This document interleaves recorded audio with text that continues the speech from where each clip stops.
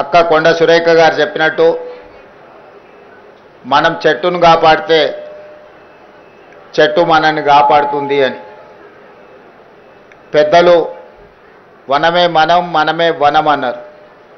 వనం పెంచినప్పుడు మనం జాగ్రత్తగా మనం అభివృద్ధి పదం వైపు నడుస్తామని. ప్రకృతిని కాపాడుకుంటే ప్రకృతిని మనల్ని కాపాడుతుంది అనేది అనుభవాల నుంచి నేర్చుకున్న పాఠం. అందుకే ఈరోజు అటవీ శాఖ ఆధ్వర్యంలో ఈ సంవత్సరం 18 కోట్ల మొక్కల్ని నాటాలి అని చెప్పి ఒక బృహత్తర కార్యక్రమం తీసుకొని అధికారులు, అదేవిధంగా ప్రజాప్రతినిధులు, విద్యార్థులు అందరూ కూడా ఈరోజు ఈ కార్యక్రమాన్ని తీసుకొని ముందుకు వెళ్తున్నారు. అయితే నేను ప్రత్యేకంగా మా అక్కల్ని, మా చెల్లెళ్ళని నేను అడగదలుచుకున్నా. ఇంట్లో పిల్లల్ని పెంచడం తెలిసిన నైపుణ్యం ఉన్న మా అక్కలు పెరడిలో 2 చెట్లు పెంచితే ఎంత అద్భుతంగా, ఎంత గొప్పగా ఉంటుందో ఈరోజు మా అక్కలందరూ కూడా అమ్మ పేరు మీద చెట్టు నాటాలి అని దేశ ప్రధానమంత్రి గారు ఏదైతే అన్నారో, అమ్మ పేరు మీద పిల్లలు చెట్లు నాటితే తమ పిల్లలను చూసుకున్నట్టుగా పెంచడానికి అమ్మలు కూడా తలా 2 చెట్లు నాటి పెంచితే తెలంగాణ మొత్తం హరిత వనం అవుతుంది. తెలంగాణ మొత్తం ఆకుపచ్చ తెలంగాణగా మారుతుంది.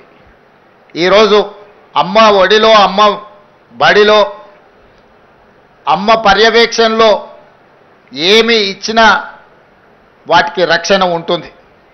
అందుకే ఈరోజు అమ్మ ఆదర్శ పాఠశాల పేరు మీద గ్రామీణ ప్రాంతాలలో, తండాలలో, గూడాలలో, మారుమూల పల్లెల్లో ఉన్న పాఠశాలలన్నిటినీ ఈరోజు మా ఆడబిడ్డల చేతిలో పెట్టడం జరిగింది.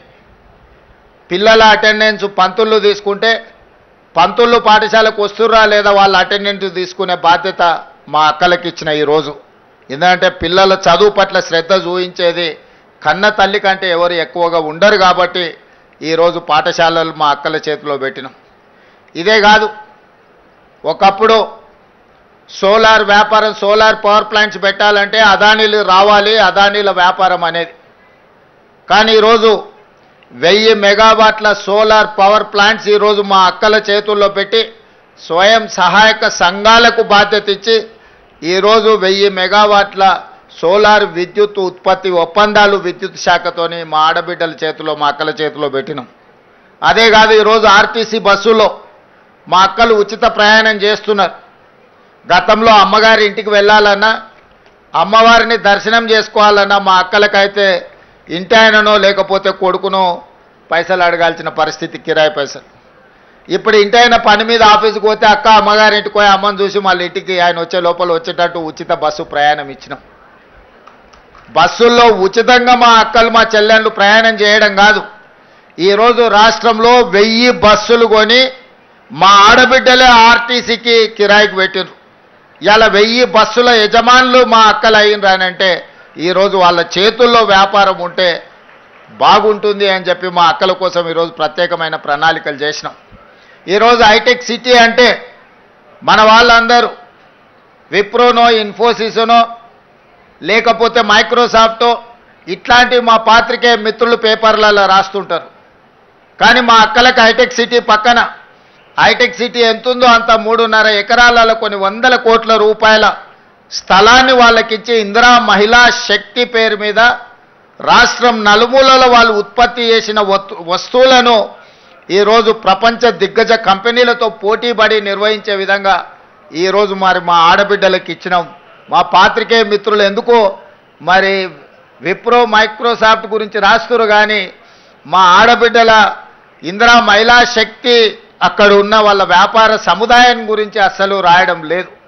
హైటెక్ సిటీ పక్కన 100 కోట్ల రూపాయల ఆస్తుల యజమానులను ఈరోజు వాళ్ళు ఉత్పత్తి చేస్తున్న వస్తువులను ప్రపంచానికే చూపించే విధంగా ఈరోజు ఏర్పాటు చేసినాం. మొన్న నిర్వహించిన భారత్ సమ్మిట్ ఇతర దేశాల నుంచి వచ్చిన ప్రతినిధులు అక్కడ సందర్శించుకున్నారు.